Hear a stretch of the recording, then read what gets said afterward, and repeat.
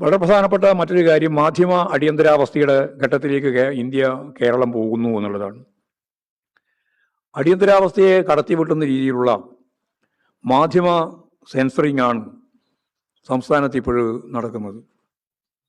തെളിവുകൾ പുറത്തു വന്നപ്പോൾ പോലീസിൻ്റെ പേരിൽ പച്ച കള്ളം പ്രചരിപ്പിച്ച് രക്ഷപ്പെടാനാണ് സർക്കാർ ശ്രമിച്ചത്.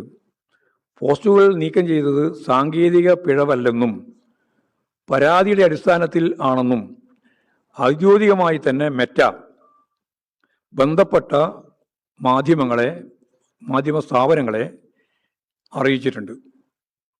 പിന്നെ പറയുന്നതെല്ലാം കളവാണ് എന്ന് വ്യക്തമാണ്.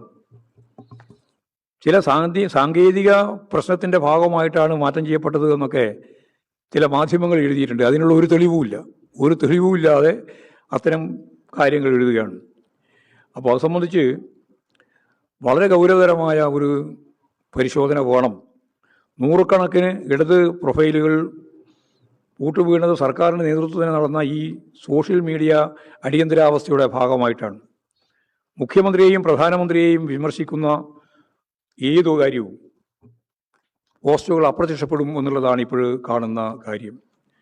എതിർപ്പുകളെയും വിമർശനങ്ങളെയും ഭയന്ന് വളഞ്ഞ വഴിയിലൂടെ അവ ഇല്ലാതാക്കാനാണ് മോദിയും സതീശനും ശ്രമിക്കുന്നത്.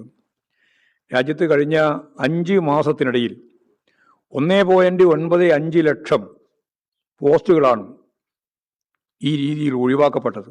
ഇത് ഗൗരവതരമായ വിഷയമാണ്. മലപ്പുറത്തെ തിരൂരിലുള്ള ബാലസംഘം കുട്ടികളുടെ പ്രൊഫൈലും വീഡിയോയും പോലും നീക്കം ചെയ്യുന്നതാണ്. മലപ്പുറത്തെ കുട്ടി സഖാക്കൾ മുഹമ്മദ് സിയാദിൻ്റെ അവരുടെ കൂട്ടുകാരുടെയും അക്കൗണ്ട് പോലും ഇങ്ങനെ നീക്കം ചെയ്തു. ആ അക്കൗണ്ട് യഥാർത്ഥത്തിൽ ആ കുട്ടി സഖാവ് എന്ന് പറഞ്ഞ് മുമ്പ് ഈ കുട്ടി തന്നെയാണ്, സിയാദ് തന്നെയാണ് പരാജയപ്പെട്ടാൽ മുട്ടയടിക്കും എന്ന് പറഞ്ഞത്. മുട്ടയടിക്കും എന്ന് പറഞ്ഞിട്ട് സഖാക്കൾ പറഞ്ഞത് പാലിക്കും എന്ന് പറഞ്ഞുകൊണ്ട് മുട്ടയടിച്ച കുട്ടിയായി ഈ സിയാദ്. ഞാൻ ബാലസംഘത്തിൻ്റെ ജോയിൻറ്റ് സെക്രട്ടറിയാണ്, പ്രസിഡന്റ് ഇതാണ്, ജോയിൻറ്റ് സെക്രട്ടറി ഇതാണ്, പ്രസിഡന്റ് വൈസ് പ്രസിഡന്റ് ഇതാണ് എന്നെല്ലാം പറഞ്ഞ് ഒരു വളരെ പ്രത്യേകതയുള്ള ഞങ്ങൾ ഓഫീസ് ഉണ്ടാക്കിയിരിക്കുകയാണ്. അപ്പോൾ ഒരു ചെറിയ ഓഫീസ് അതൊക്കെ കാണിച്ചതാണിത്. 25 ലക്ഷം ആളുകളാണത് കണ്ടത്. അപ്പോൾ പൂട്ടിച്ചു എന്ന് പറഞ്ഞാൽ വളരെ സീരിയസ് ആയിട്ടുള്ള ഒരു രാഷ്ട്രീയമായ ഒരു കാര്യമല്ല.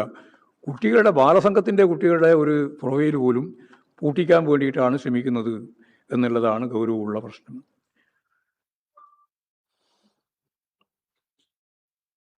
ഒരു കാര്യം വളരെ വ്യക്തമാണ്. അടിയന്തരാവസ്ഥയുടെ കാലഘട്ടത്തെ പോലും അതിജീവിച്ചിട്ടുള്ള കേരളത്തിന്, ഇന്ത്യക്ക് ഇത്തരത്തിലുള്ള തെറ്റായ നിലപാടുകളെ ശക്തിയായിട്ട് തുറന്നു കാണിച്ചുകൊണ്ട് ഫലപ്രദമായി പ്രതിരോധിച്ച് മുന്നോട്ടേക്ക് പോകാൻ കഴിയും എന്ന് തന്നെയാണ് കാണുന്നത്.